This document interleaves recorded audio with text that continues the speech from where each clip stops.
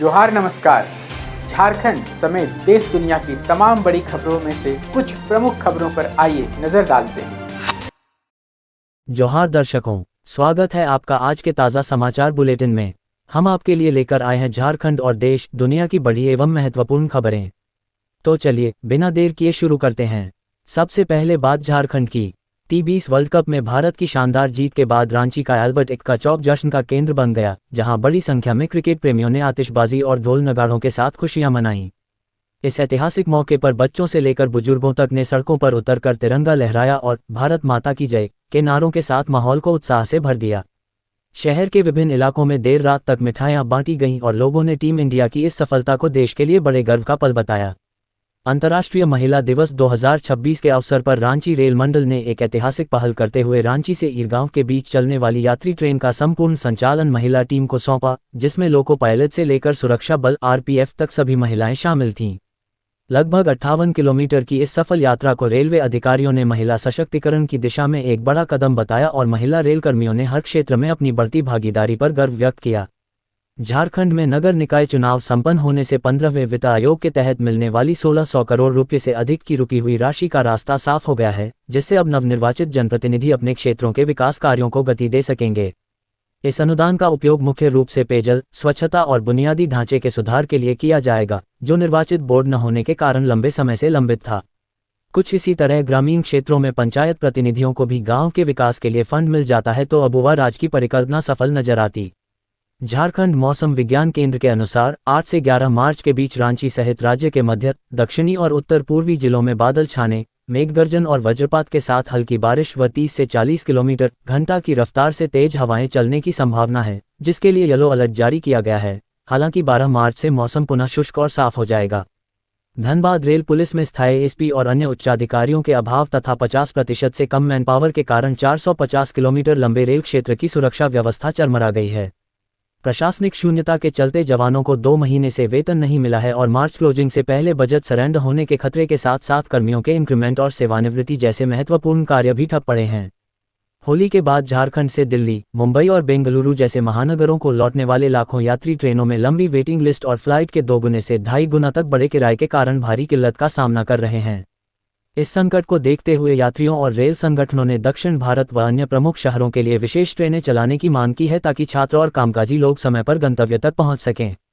Jharkhand police मुख्यालय ने smartphone वितरण के नियमों में संशोधन करते हुए अब वर्तमान में अनुसंधान कार्य कर रहे सभी पुलिस पदाधिकारियों को मोबाइल उपलब्ध कराने का निर्णय लिया है, जिससे पहले की कठिन शर्तों के कारण वंचित रहे अधिकारियों को लाभ मिल सकेगा। नए आदेश के अनुसार केवल 6 महीने से कम सेवा अवधि वाले अधिकारियों को छोड़कर सभी कार्यरत अनुसंधानकर्ता इसके पात्र होंगे। हालांकि सेवा समाप्ति या इस्तीफे की स्थिति में फोन जमा करना या निर्धारित मूल्य चुकाना अनिवार्य होगा। रांची के अरगोड़ा चौक स्थित साहू वाइन शॉप में वित्तीय गड़बड़ियों की सूचना पर आयकर विभाग ने छापेमारी कर दस्तावेजों और खातों की जांच शुरू की है, जिससे इलाके में काफी हलचल मची रही। उल्लेखनीय है कि यह प्रतिष्ठान पहले भी विवादों में रहा है, जब नवंबर 2025 में किन्नरों के साथ डांस और मारपीट की घटना के बाद उत्पाद विभाग ने इसे सील कर दिया था। बोकारो में अंतर्राष्ट्रीय महिला दिवस के उपलक्ष्य में जिला प्रशासन ने पिंक ऑटो जागरूकता रथ को हरी झंडी दिखाकर रवाना किया, जो शहर के विभिन्न क्षेत्रों में घूमकर महिलाओं को उनके अधिकारों, सुरक्षा उपायों और सरकारी योजनाओं के प्रति जागरूक करेगा। उपायुक्त और पुलिस अधीक्षक सहित वरिष्ठ अधिकारियों की उपस्थिति में शुरू की गई इस पहल का मुख्य उद्देश्य महिला महोत्सव सप्ताह के माध्यम से समाज में महिला सशक्तिकरण और सुरक्षा के संदेश को सुदृढ़ करना है। रांची के अरगोड़ा चौक से नया सराय रिंग रोड तक यातायात सुगम बनाने के लिए जिला प्रशासन ने लगभग 6 किलोमीटर लंबी 4 लेन सड़क परियोजना हेतु 2.206 एकड़ भूमि अधिग्रहण की प्रक्रिया शुरू कर दी है। इस योजना के तहत प्रभावित रैयतों को उचित मुआवजा दिया जाएगा और वे 60 दिनों के भीतर अपनी आपत्तियां दर्ज करा सकते हैं, जिससे पुंदाग और आसपास के क्षेत्रों में ट्रैफिक का दबाव कम होने की उम्मीद है। पूर्व केंद्रीय मंत्री अर्जुन मुंडा ने पश्चिम बंगाल सरकार की आलोचना करते हुए राष्ट्रपति द्रौपदी मुर्मू के प्रति किए गए व्यवहार को लोकतंत्र और संविधान के लिए शर्मनाक तथा पूरे आदिवासी समाज का अपमान बताया है। उन्होंने जोर देकर कहा कि राष्ट्रपति का पद राजनीतिक मतभेदों से ऊपर है और इस तरह की घटनाएं देश की लोकतांत्रिक परंपराओं तथा संवैधानिक गरिमा को गहरी ठेस पहुंचाती हैं। खलारी प्रखंड की प्रमुख ने भी बंगाल की मुख्यमंत्री के व्यवहार को अनुचित बताया और कहा, राष्ट्रपति के सम्मान में लापरवाही बिल्कुल अनुचित व्यवहार रहा। वैचारिक मतभेद से परे हटकर समाज हित में साथ मिलकर काम करना चाहिए। झारखंड के आयुष्मान आरोग्य मंदिर के योग प्रशिक्षकों ने स्वास्थ्य मंत्री इरफान अंसारी को ज्ञापन सौंपकर वर्तमान मानदेय 5,000 से 8,000 रुपये को अत्यंत कम बताते हुए इसमें सम्मानजनक वृद्धि और लंबी दूरी तय करने के बदले यात्रा भत्ता देने की मांग की है। प्रशिक्षकों का कहना है कि कम वेतन और यात्रा में होने वाले भारी खर्च के कारण परिवार का भरण पोषण मुश्किल हो गया है, इसलिए सरकार को उनकी मेहनत के अनुरूप उचित भुगतान सुनिश्चित करना चाहिए।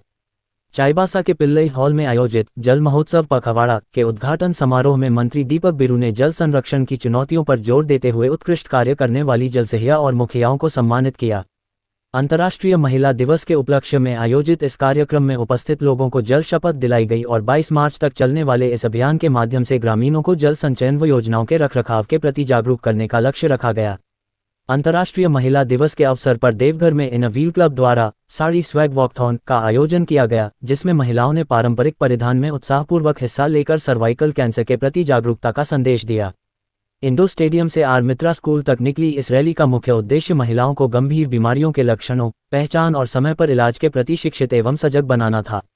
धनबाद के वासेपुर में कुख्यात प्रिंस खान और फहीम खान के परिवार के बीच वर्चस्व की जंग अब हिंसक वीडियो वॉर और सीधी धमकियों के चलते बेहद नाजुक मोड़ पर पहुंच गई है। सोशल मीडिया पर हथियारों की नुमाइश और ड्राइवर पर हुई हालिया गोलीबारी ने इलाके में बड़े गैंगवार की आशंका बढ़ा दी है, जिससे स्थानीय जनता में भारी दहशत का माहौल है। झारखंड स्टेट बार काउंसिल के 12 मार्च को होने वाले चुनाव में पुराने वित्तीय विवाद और ताड़ीय अनियमितताओं के मुद्दे हावी हैं, जिससे निवर्तमान सदस्यों को नए चेहरों की कड़ी चुनौती का सामना करना पड़ रहा है। इस बार अधिवक्ता मतदाता केवल चेहरों या वादों के बजाय प्रत्याशियों के पिछले कार्यकाल के प्रदर्शन और पारदर्शिता को आधार बनाकर मतदान करने की तैयारी में हैं। झारखंड हाईकोर्ट के सेवानिवृत्त न्यायाधीश जस्टिस धनंजय प्रसाद सिंह का रविवार को बीमारी के कारण निधन हो गया, जिससे राज्य के न्यायिक जगत में शोक की लहर दौड़ गई है। वर्ष 2006 में न्यायाधीश नियुक्त हुए जस्टिस सिंह ने लीड्स विश्वविद्यालय यूके से शिक्षा प्राप्त की थी और उनका अंतिम संस्कार आज ही विधि विधान के साथ संपन्न किया जाएगा। सेंट्रल कोलफील्ड्स लिमिटेड (CCL) ने अंतर्राष्ट्रीय महिला दिवस के अवसर पर गिव टू गेन थीम के तहत स्वास्थ्य जांच, रंगोली प्रतियोगिता और सांस्कृतिक कार्यक्रमों का भव्य आयोजन किया, जिसमें महिला कार्यबल के योगदान को सराहा गया। इस दौरान लघु फिल्म हमारी बिंदा के माध्यम से प्रेरणादायी कहानी साझा की गई और कंपनी की 15 उत्कृष्ट महिला अचीवर्स को उनके साहस व नेतृत्व के लिए सम्मानित किया गया। रामगढ़ के छत्तरमांडू में रविवार को झारखंड सरकार के मंत्री योगेंद्र प्रसाद के स्कॉट वाहन को एक बोलेरो ने टक्कर मार दी, जिससे वाहन बुरी तरह क्षतिग्रस्त हो गया। इस हादसे में सवार सब इंस्पेक्टर और 4 जवान बाल बच गए, जिन्हें प्राथमिक उपचार के बाद सुरक्षित बताया गया है और मंत्री को दूसरे वाहन से रजरप्पा पहुंचाया गया। प्रकृति पूजा और संरक्षण का प्रतीक सरहुल पर्व वर्ष 2026 में 21 मार्च को मनाया जाएगा, जिसमें झारखंड के आदिवासी समुदाय साल सराय के वृक्ष की पूजा कर सूर्य और पृथ्वी के विवाह के रूप में सुख समृद्धि की कामना करते हैं।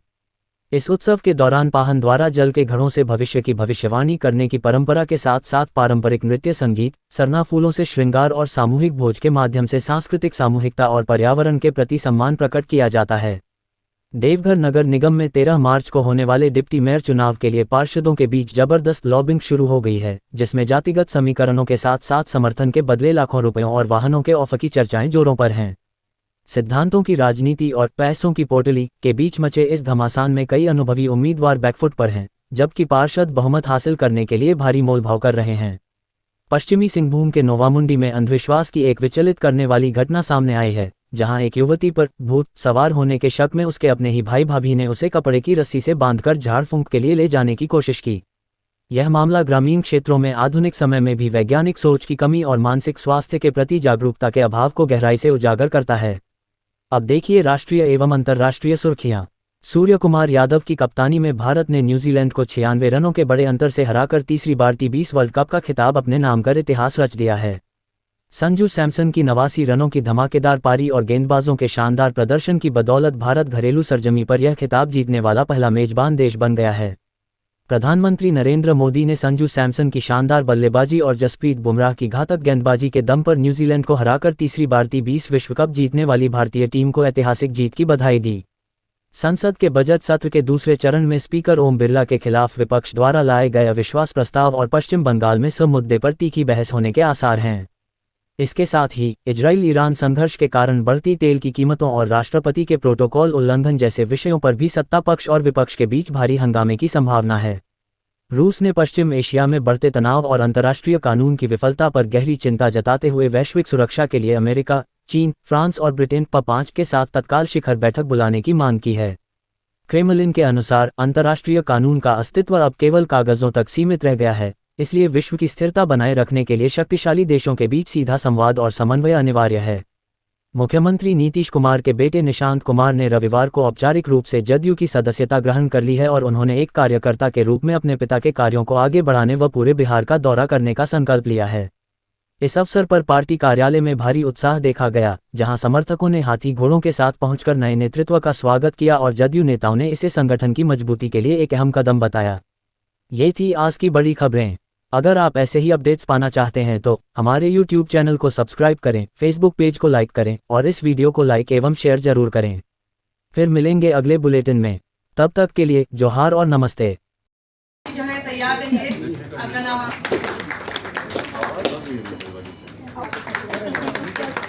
प्रतिभा जी, आप भी आइए। प्रतिभा जी के लिए आशिया जी को सम्मानित किया जाए।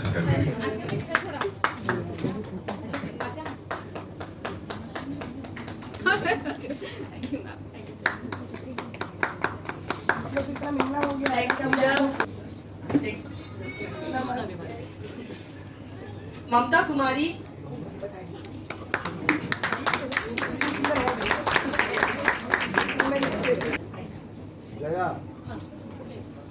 तालियों में कमी मत करिए, बजाते जाइए। पूनम जी,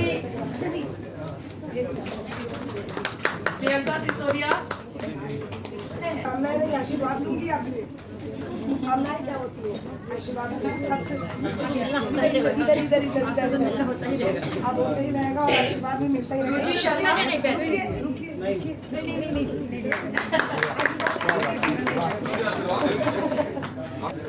तालियां बजाते रहिए।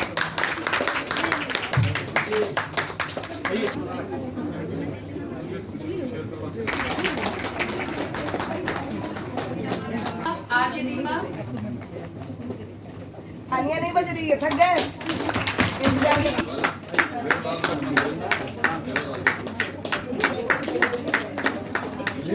में। फिर से बुलाइए। अनीता शाह,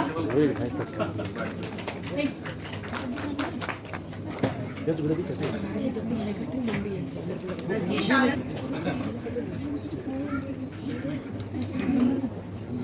खड़ा हो जाए। तालियां बजाते रहिए। प्रियंका तिवारी, तालियां बैठती रहे तो अच्छा लगेगा।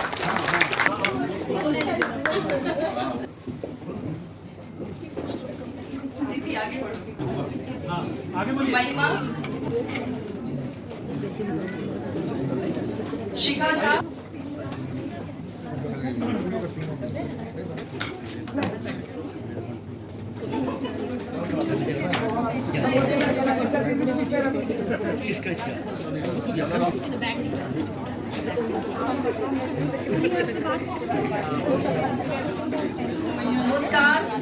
मुस्कान, रकीबा परवीन,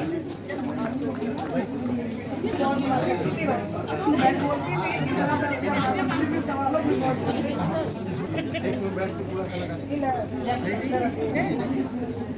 पल्लवी कुमारी,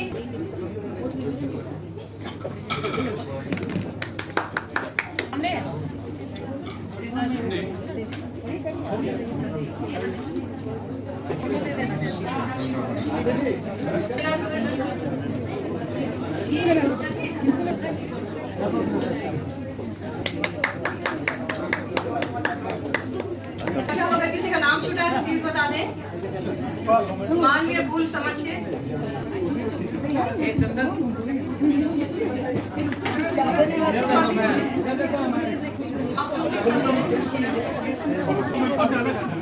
इधर देखिए।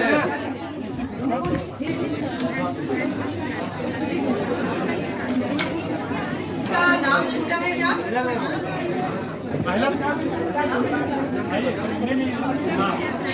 साज,